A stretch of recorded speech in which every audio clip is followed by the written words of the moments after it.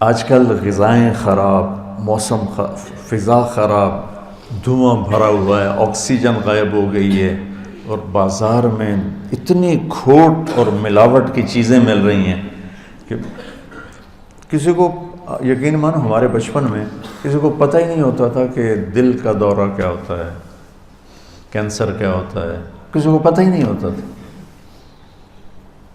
لیکن اب مال کی ہوس نے اب ان دوسرے امریکہ، انگلینڈ وغیرہ میں تو چیزیں خالص ملتی ہیں، بالکل خالص. لیکن وہاں یہ جو فاسٹ فوڈ ہے یہ ان نیچرل ہے، اور یہ ڈرنکس یہ ان نیچرل ہیں. تو یہ جسم کے اندر وہ گندگی پیدا کر دیتے ہیں. یہ جو آپ پیتے ہیں اس میں اتنے کیمیکلز ہوتے ہیں جن کو نکالنے کے لیے گردے عاجز آ جاتے ہیں. گردوں نے نکالنا ہوتا ہے، وہ عاجز آ جاتا ہے.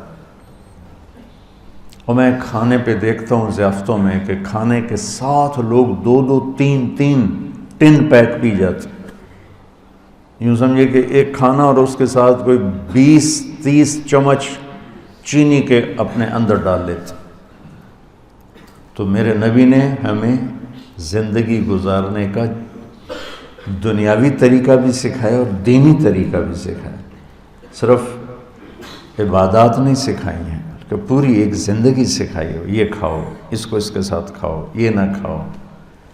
کیا خوبصورت زندگی ہمیں سمجھائی.